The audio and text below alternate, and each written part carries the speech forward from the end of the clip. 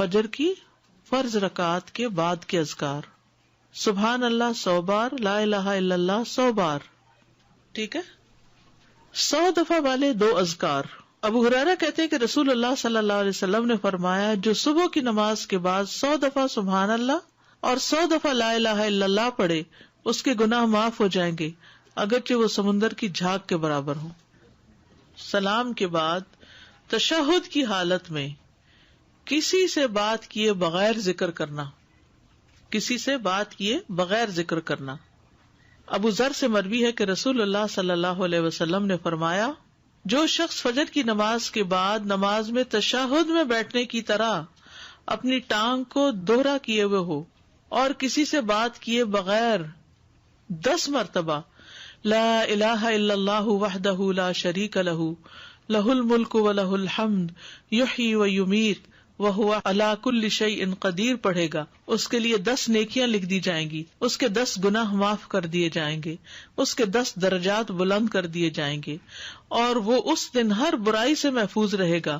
اور اسے شیطان کی پہنچ سے دور کر دیا جائے گا، اور اس دن اللہ کے ساتھ شرک کے علاوہ کوئی گناہ اس لائق نہیں کہ اس کو پکڑ میں مبتلا کر دے. لا علمی جو ہے، نا علم ہونا جو ہے کتنا نقصان دہ، کتنی دیر لگے گی اس طرح 10 دفعہ پڑھنے میں، لیکن شرط یہ ہے کہ نہ وضو ٹوٹا ہو، نہ آپ اٹھے ہو، نہ بات کی ہو، جدھر بیٹھے ہیں ادھر ہی ٹانگ موڑے ہوئے ہی، یعنی کسی گناہ پہ پکڑ نہیں ہوگی، شرک کیا تو پکڑ ہوگی، یہ مطلب ہے. مغرب کی نماز کے بعد کا ذکر، سنن ترمذی کی روایت میں آتا ہے جو شخص لا الہ الا اللہ وحدہ لا شریک لہ لہ الملک ولہ الحمد یحیی ویمیت وہو علی کل شیء قدیر مغرب کے بعد 10 بار پڑھے گا، اللہ اس کی حفاظت کے لیے اسلحہ بردار فرشتے بھیجے گا جو اس کی صبح تک شیطان سے حفاظت کریں گے. صبح تک شیطان سے حفاظت، تو آپ سوچئے کہ کتنا بڑا اجر و ثواب اور کتنی بڑی پروٹیکشن ہے، کیونکہ بعض اوقات سارا وقت موڑنا مشکل ہوتا ہے. افضل پوزیشن نماز کے بعد اذکار کرنے کی کیا ہے؟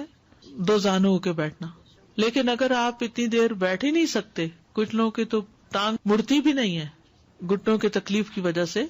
تو پھر ایسی صورت میں 4 زانوں کے بھی بیٹھ سکتے ہیں. اگر نیچے بالکل ہی نہیں بیٹھا جا رہا تو پھر کرسی پہ بیٹھ جائیں. اللہ کو تو پتا ہے کہ آپ کیوں ایسے کر رہے ہیں، صرف ریسٹ کے لیے نہیں